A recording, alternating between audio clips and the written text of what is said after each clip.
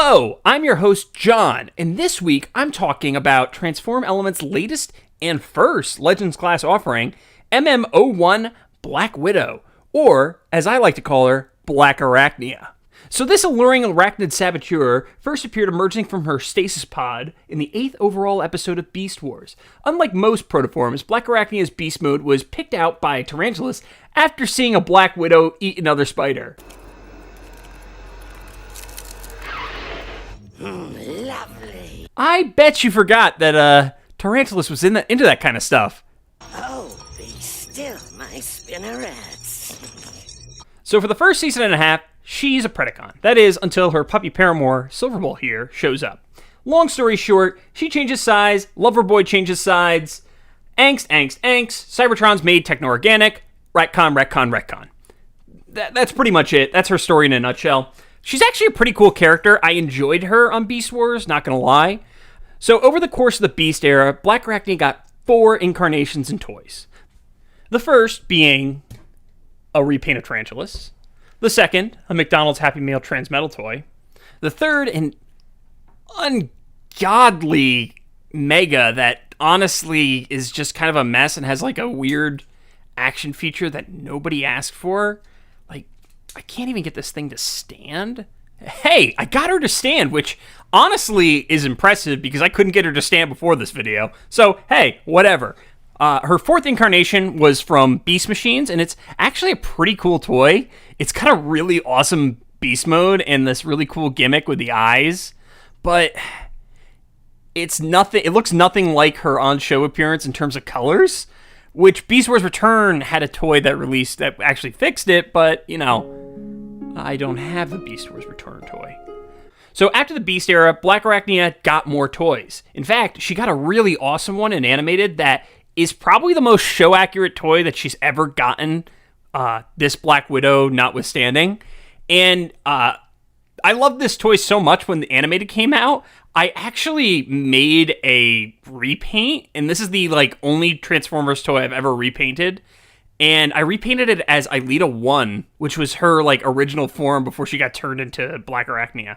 It's pretty cool. Now, she also got an appearance in Prime, although it wasn't officially Blackarachnia. And in that case, oh boy, it's not a great toy, let me tell you. It barely stands. It's a mess, okay? It's just a mess. Let's just leave it at that. In addition to these guys, Blackarachnia also has a masterpiece, which I have purchased and is on the way, but it was not here in time to make this video. So, whatever. So Blackarachnia doesn't exactly have the best track record when it comes to toys that are actually show accurate or fun. Let's just move you out of the way. This doesn't apply to you. So when I saw this Transform Element Black Widow and my absolute adoration of Legend scale figures, I knew I had to get it.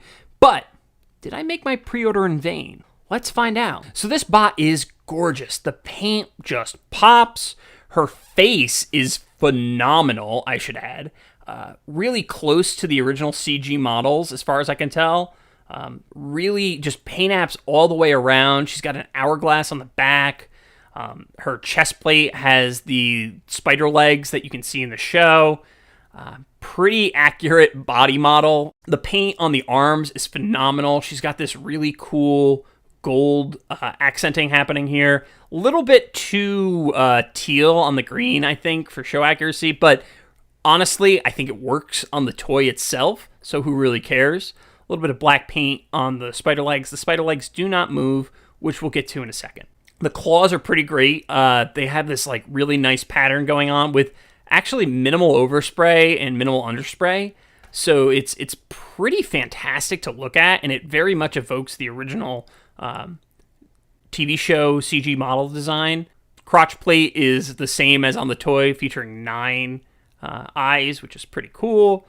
She's got some purple detailing in here, and the gold on her legs is really nice. She has some plate features. She comes with a really cool crossbow, which will become her mandible later. I really appreciate how this looks. It's phenomenal. It's very, very show accurate in terms of overall design, which I can appreciate. So in terms of articulation, this bot's pretty okay. Her head's on a ball joint, as you can see here, and get some decent range of motion out of it. Arms are also on a ball joint at the shoulder. She has a ball joint at her elbow on both sides. Ports for holding her gun on both hands, which is pretty cool. I tried to use a Prime Master in here, like a Prime Master gun, but it's just a little bit too small, so what are you going to do? She has some really nice poses on the legs, decent ability to spread. Articulation goes from there to there, all on ball joints, mind you, for the hips. Her knee has a double bend in it. There's one there, and one there. And then she actually has a thigh tilt, a thigh bend, which is for the transformation, but still kind of impressive. Her foot can do this, and it can do this. No ankle tilt, so getting some poses out of her is a little trickier. You have to be a little bit more proactive, and the spider legs kind of can get in the way in terms of trying to get some good balance going. But she is pretty nice looking, and you can kind of get some decent poses out of her. So yeah, she's pretty decent in terms of like posability and things you can do with her. But one of the main reasons I got her was because I wanted to start a Legend Scale Beast Wars collection, right? I already have some Robot Masters from the aughts, I want to say. And I got Prime here. Unfortunately, she's just not quite in scale with this guy, which is a little upsetting, but this is an official Takara release. This is an unofficial Transform Element release. I don't expect them to do things in scale, but it would have been nice if the one Transformer that's already been released in that scale actually scaled with her, but what are you going to do? That being said, she does actually scale with Optimal Optimus, which kind of surprised me. She comes up to about his knee, which is pretty much where she fits in the show, if my memory is correct. Just give a good view of that boy right there. That's Primal Prime, not Optimal Optimus. I think this guy's roughly in scale with her too, but I'm not 100% sure. I didn't transform him to check it, but he's kind of comparable in size to the original Optimal Optimus. So my guess is he's probably pretty close. And of course, there's one more character who I really wanted her to be in scale with, and that's Silver Bull. And I gotta say, a little bit too small, but the benefit of being a little bit too small and having decent articulation is she can be held in his arms. So while she's a little bit too small, we do get the benefit of her being capable of being held by her puppy paramour here, or lover boy, or whatever you want to call her, which is pretty fun. You can get some decent poses with that, and I always love their like weird relationship. So I'm kind of happy with that fact. So her bot mode is phenomenal. I love it. It's gorgeous. There's nothing I can really complain about too much about it. Maybe the lack of an ankle tilt. There's not much I can say. Like, she looks good from pretty much any angle, but there is a price to pay to get her to look good from every angle. And that is, she's a bit of a parts former. I'll show you this in a second, but she does have some bits that need to be added to her in her transformation to beast mode. Okay, so let's transform her. The first thing I like to do is pop this crotch piece here off, which is a little bit of a difficult endeavor, and you kind of have to twist it off because there's a problem with the way that they manufactured this, and they made this peg way too long, like way too long, and it even looks like it's almost pre-stressed and pre-worn, which is kind of upsetting and unsettling. Both pieces look like that, the eyeball one and the replacement one. I'm very worried about the day when this breaks while I'm trying to do a transformation, because I'm hoping that it breaks in the robot mode, and we'll get into why I'm hoping that very soon. So we'll just pop this crotch piece back in. A little bit of force is required there, but whatever. Next thing I like to do is pop the chest up here. It's made out of like a soft, almost rubbery plastic. We'll spin that around. Spin her head around. Actually, no. We'll spin her head back like that. And then we're going to split her body in half. And that's not a euphemism. Her head then pulls out here. We move the arms into position, like so. So you can see there's a little bit of a hinge going on here, and this kind of comes through, like so. Be careful with these legs because they feel extremely brittle. And if you're pushing too much force on them, you could potentially break them. Okay, so we're going to move the feet down. And then we're going to kind of crunch her legs up. Now, this is where these extra joints come into play. We're going to just kind of put like a 90-degree angle in there. And like so. And we're just going to kind of pop her head up in there. And 90-degree angles, like so. We kind of want it to go completely around, if that makes sense. So you kind of want something that looks almost like a spider right there. Now, there's a few steps left. This is where kind of the parts formery bits get into play. The first thing I'm going to do is I'm going to pop her fangs out. Now, there's a problem with this and there's a trick to this. The problem is they didn't put a little tab or anything here so you can just kind of flip it, which is a little unfortunate. But I do have a sponger here. So you just kind of take the sponger, pop it in there, and flick it out. And then the fangs come straight out. It's a bit unfortunate. It actually was really frustrating to me when it first happened. Just be aware of that and try to avoid using metal objects. Try to use something like a nylon because that'll be a little bit safer. Okay, so the next step we're going to do is we're going to take her gun here. And we're going to pop this gun in half, which sometimes is easy, sometimes is hard. It's a little bit harrowing. The tolerances on this figure are a little tight, which makes this transformation, like the first couple times, really difficult. Be careful, because I would not be surprised if this thing could break. You're going to make sure that this side is up, which has the kind of like Unicron-looking thing. And we're just going to pop that in to the mouth on this little bar in there, which is a little tricky to see. And there we go. So she's pretty close, but now we're getting into the really egregious parts forming.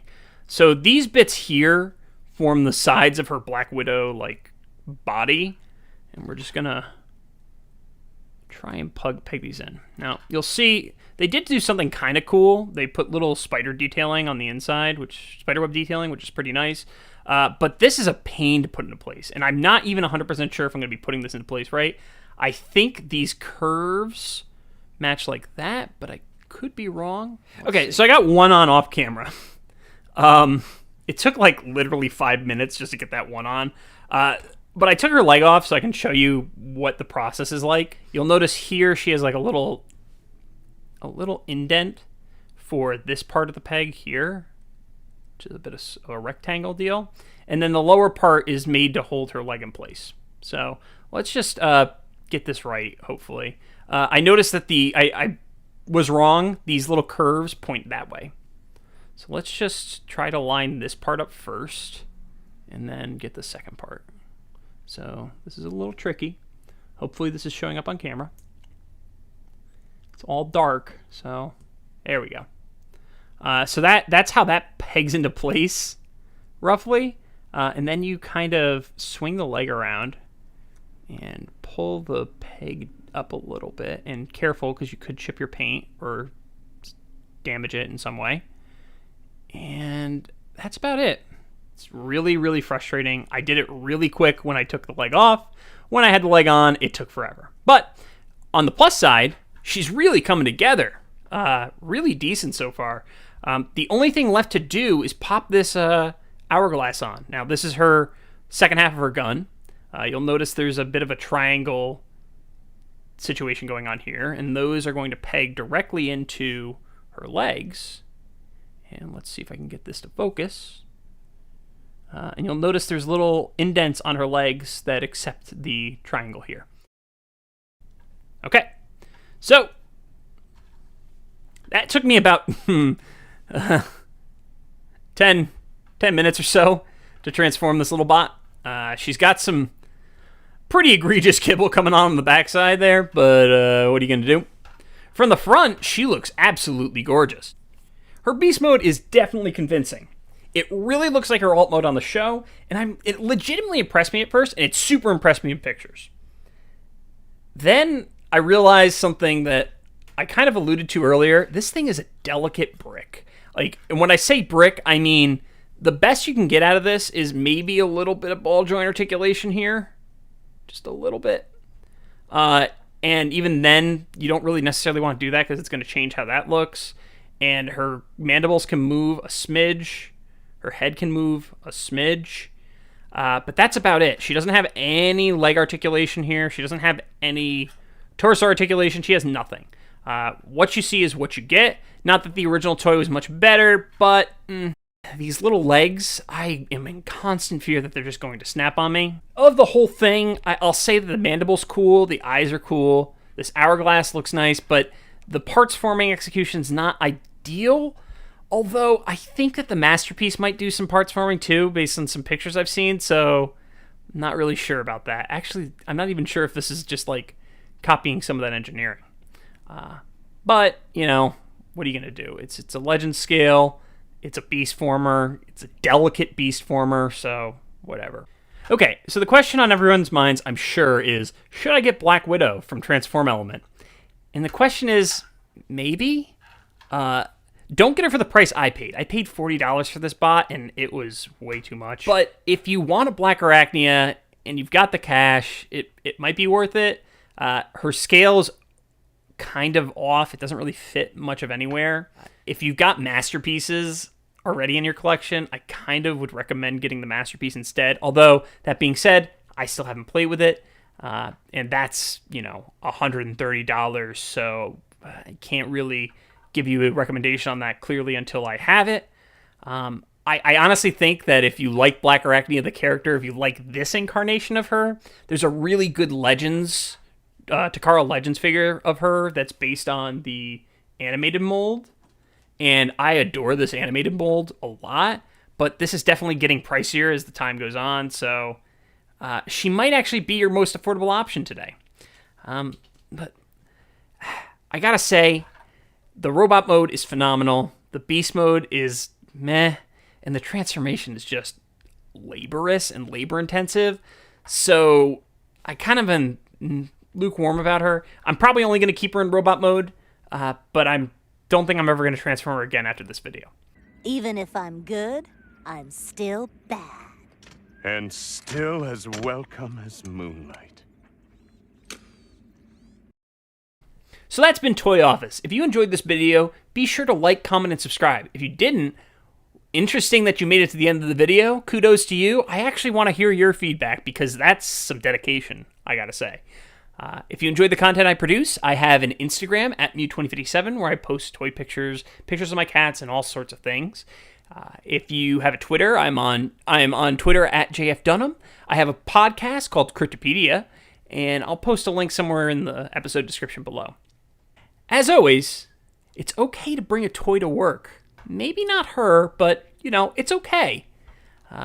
Anywho, bye!